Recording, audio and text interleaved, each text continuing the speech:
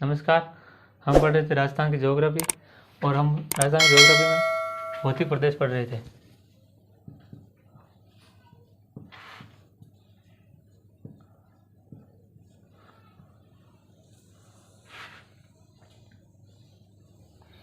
भौतिक प्रदेश हम चर्चा कर रहे थे उत्तर प्रदेश के मरुस्थल की।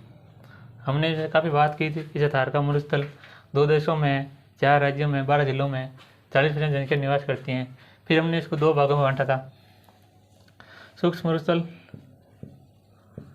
और अर्ध सूक्ष्म मरुस्थल। फिर हमने बात की थी यहाँ पर 3 प्रकार के बालू के स्तूप मिलते हैं, अनुप्रस्थ, अनुदैर्ध्य और बरखान। फिर हमने बात की थी यहाँ पर रेगिस्तान के मार्च के बारे में, और फिर बात की थी हमने मतलब वो लाठी सीरीज के बारे में, पोखरण से लेकर मोहनगढ़ तक। एक काजरी वैज्ञानिकों द्वारा खोजी गई जलपट्टी है, भूगर्भीय जलपट्टी। आज हम बात करेंगे, कुछ शब्दावली हैं उनकी हम बात कर लेते हैं जो एग्जाम में काफ़ी दिन पूछी जाती हैं।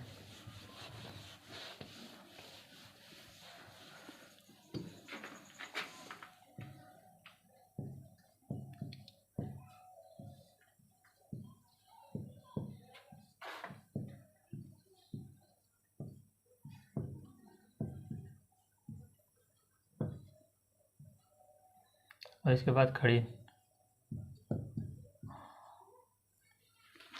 पल्लया झील वो होती है, जैसे ये 2 बालू का स्तूप है। 2 बालू का स्तूपों के बीच निम्न भूमि क्षेत्र में वर्षा का पानी यहाँ एकत्रित होता है, उससे बनी अस्थायी झील को हम पल्लया झील कहते हैं। ऊपर से बारिश हुई और कुछ समय के लिए यहाँ पर पानी जमा हो जाता है, उस बनी अस्थायी झील को हम पल्लया झील कहते हैं।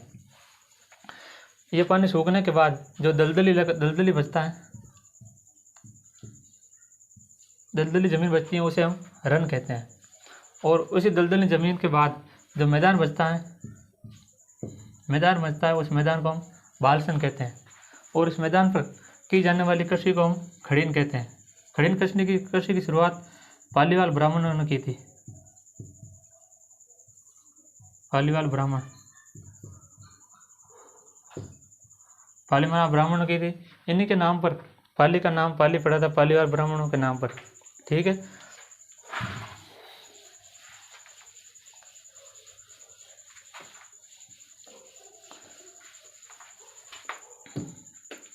फिर है पुरवैया।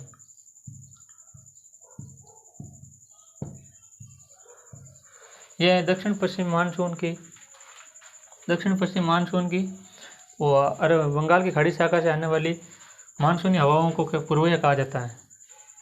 बंगाल की खाड़ी से आने वाली मानसून हवाओं को पुरवैया कहा जाता है। फिर रहता है मावट। मावट वो होता है जैसे भूमध्य सागर से आने वाली शीत ऋतु में होने वाली वर्षा को हम मावट कहते हैं स्थानीय भाषा में। मावट को राजस्थान में सुनहरी बूंदे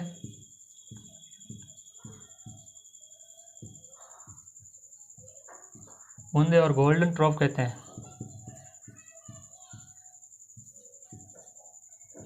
गोल्डन ट्रॉप, ठीक है। और स्थानीय भाषा में एक और हमारा लू आती है, जो गर्मियों में चलने वाली ग्रीष्म ऋतु हवाएं, वो इसे हम स्थानीय भाषा में लू कहते हैं। पुरवैया स्थानीय पवनों के उदाहरण है। एक और है जैसे बाड़मेर और जालौर में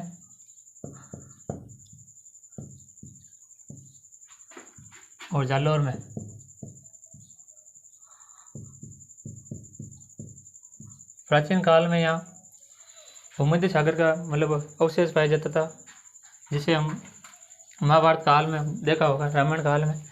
तो वो प्राचीन काल में यहाँ पाया जाता था। यहाँ पानी के अवशेष मिले हैं काफ़ी।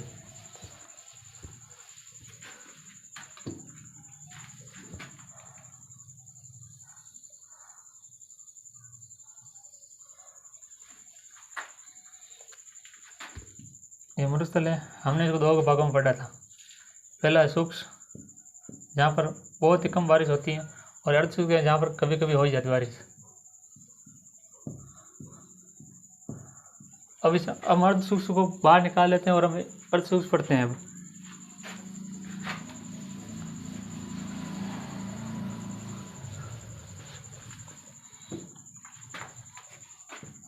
यही अर्थ सूत्र था हमारा।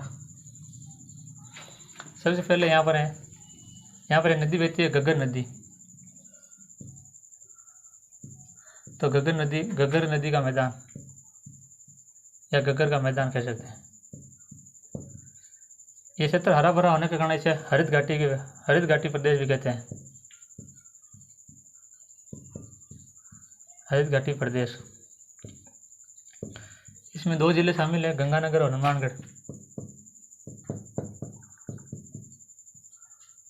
हनुमानगढ़। यहाँ पर नदी बहती है घग्गर नदी। थोड़ी बात कर लेते हैं, बाकी हम नदियों के टॉपिक में उसकी बात करेंगे।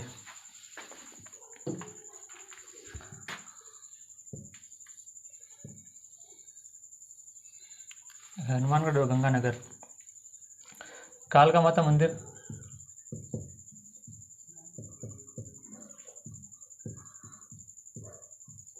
शिवालिक पहाड़ियों से घग्गर नदी निकलती है। टीबी तहसील में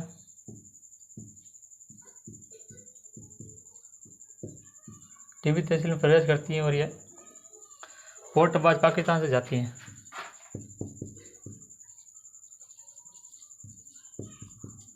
पोर्टबाज घग्गर नदी के पहाड़ को गंगानगर में नाली कहा जाता है। वैसे नाली एक पेड़ की किस्म भी है, ठीक है। इसके चारों ओर मतलब दोनों ओर उपजाऊ भूमि को बग्गी कहा जाता है और यहाँ मिलने वाली पीले रंग की मिट्टी को मेरा कहा जाता है। मेरा 3 शब्द होते हैं यहाँ पर। एक होता है मेरू, एक होता है मरु, एक होता है माल। मेरू का मतलब होता है यहाँ पर पहाड़ी, मरु का मतलब होता है मरुस्थल और माल का मतलब होता है पठार। तो ये अलग अलग शब्द है, इसका ध्यान रखिए, पूछ सकते हैं एग्जाम में। यहाँ पर ये सभ्यता भी है, कालीबंगा सभ्यता इसके किनारे हैं। बाकी डिटेल हम नदियों के टॉपिक में पढ़ेंगे।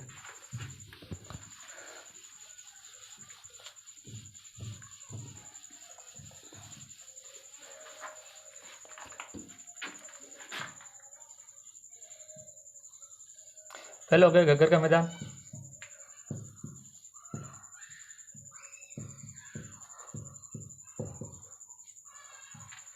दूसरा भाग है शेखावाटी।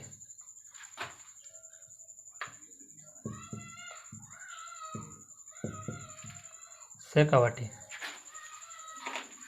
इसे तोरावाटी भी बोलते हैं। आंतरिक प्रवाह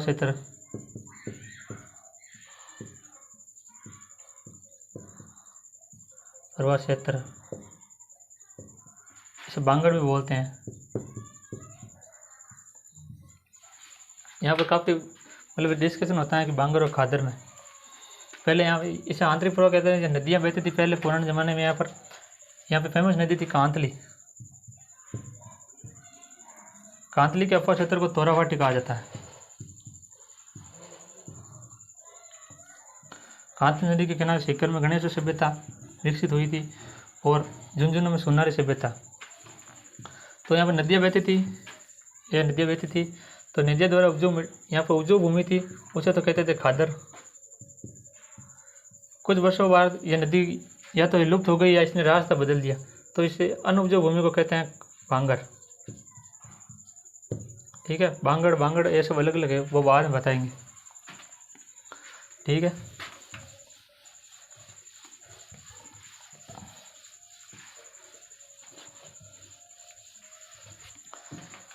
शेखावाटी क्षेत्र में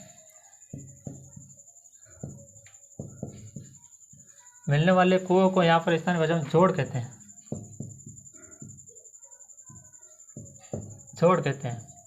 और यहाँ पर बारिश के वक्त बनने वाली झीलों को, अस्थायी झीलों को यहाँ पर सर या सरोवर कहते हैं। सरोवर जैसे मलसीसर इत्यादि।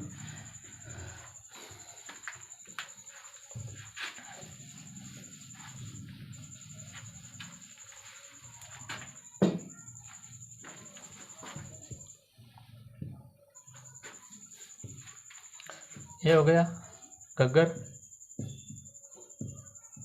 फिर हो गया शेखावाटी,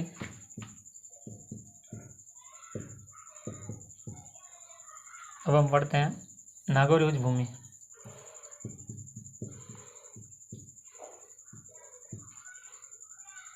उच्च भूमि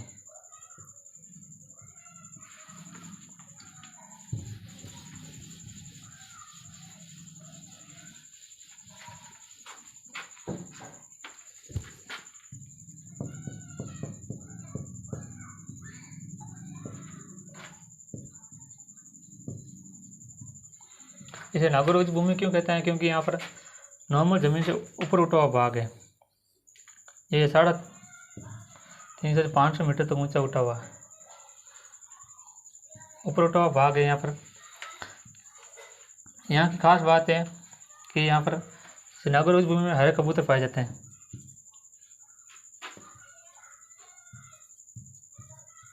हरे कबूतर,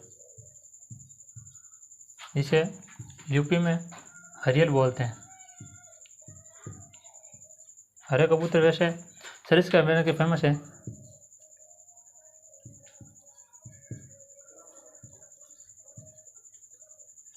अभयारण्य के फेमस है, लेकिन ये नागौर उच्च भूमि में भी फेमस है, ये तो पूछ सकते हैं इसलिए।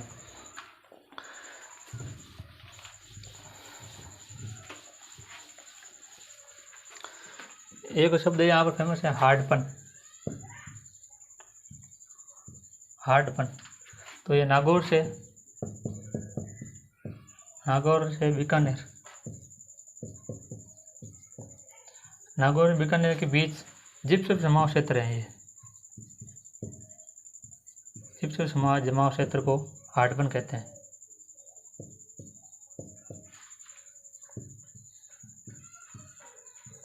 ठीक है, एक और फेमस सवाल है जो बार बार एग्जाम में याद आता है, वो कुबड़ पट्टी या बांका पट्टी।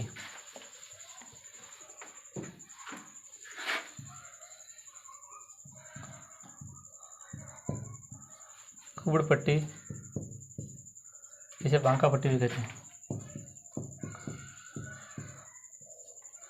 ये नागौर और अजमेर के बीच पाई जाती है, जिसमें NaCl सोडियम क्लोराइड की मात्रा से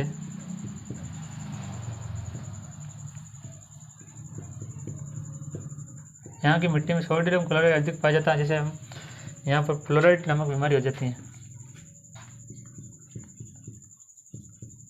जिससे यहाँ पर लोगों में कुबड़पन का शिकार होते हैं। तो यह नागौर और अजमेर के बीच में है।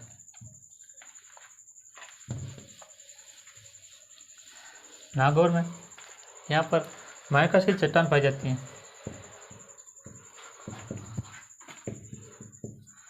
माइकासील चट्टान के कारण यहाँ की मिट्टी में NaCl की मात्रा सर्वाधिक है। ठीक है,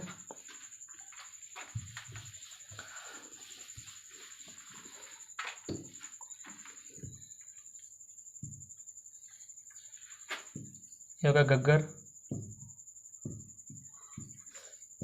शेखावाटी, ये हो गया नागौर उच्च भूमि, उच्च भूमि, और तीसरा है जो ये है जोनी बेसिन। ये इसे गोडवार भी कहते हैं, गोडवार प्रदेश, गोडवार प्रदेश। ये देखते हैं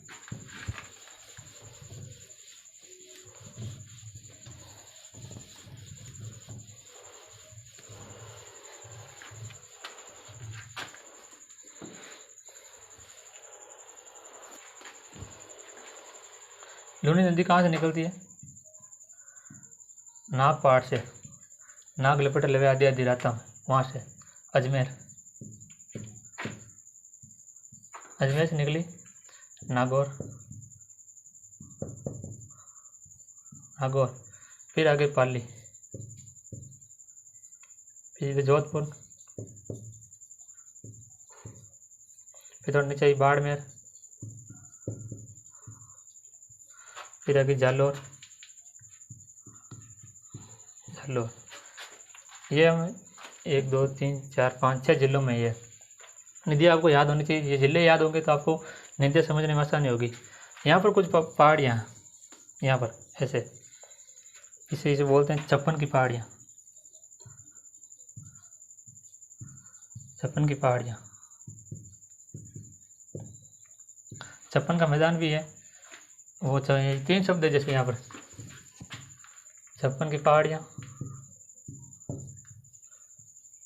छप्पन का मैदान, छप्पन का पर्वत। ये छप्पन की पहाड़ियाँ सिवाना में है, सिवाना। छप्पन का मैदान माई का मैदान कैसे जीते, और ये उदयपुर में पर्वत। तो ये अलग अलग है, ध्यान रखना, ठीक है। छप्पन की पहाड़ियाँ यहाँ पर स्थित है। ये सिवाना से मोकरसर तक है। यहाँ पर ये पर्वत है, नाकोड़ा पर्वत।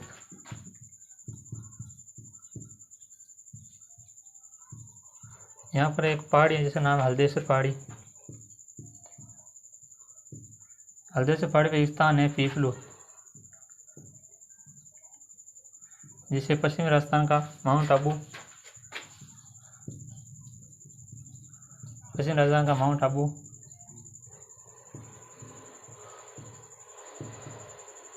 आबू या लघु आबू कहते हैं, ठीक है।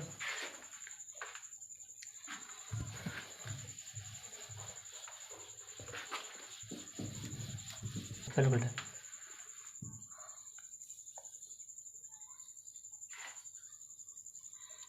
ये पढ़ा था हमने मरुस्थल, इसको हमने 2 भागों में बांटा था, सुख स्वर्ग सुख।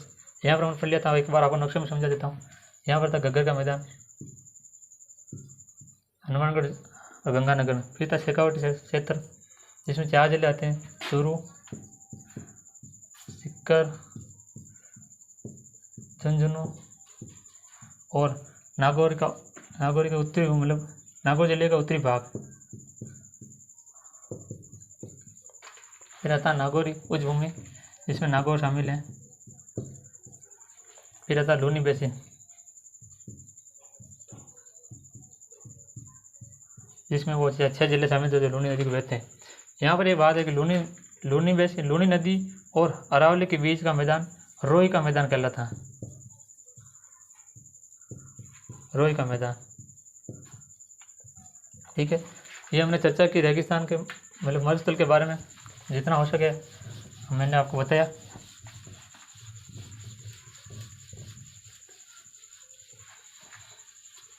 थोड़ी कुछ बातें हो रही इस मरुस्थल को, जैसे राजस्थान के भौतिक प्रदेश को वीसी मिश्रा ने बांटने का प्रयास किया था। इसने 7 भागों में बांटा था। फिर तो एस के सेन ने इसे 3 भागों में बांटा था, ठीक है। भाग तो वैसे कोई नहीं पूछता, इतना ध्यान रख लेना। फिर आपने एक नाम सुना होगा, हवेन सांग। हवेन सांग काफ़ी बार पूछा जाता था कि हवेन सांग किसके दरबार में आया था, भारत आया था। इसका है से हवेन सांग, है से हर्षवर्धन, हर्षवर्धन के शासन काल में आया था। इसकी पुस्तक थी सीयू की, नाम है वह, सीयू की। इसमें इसने मरुस्थल के लिए गुजरात शब्द का प्रयोग किया था, गुजरात शब्द का प्रयोग किया था, ठीक है। तो हम कल पढ़ेंगे अरावली। तो ठीक है, आपको अच्छा लगे तो लाइक, कमेंट और सब्सक्राइब जरूर करें। धन्यवाद।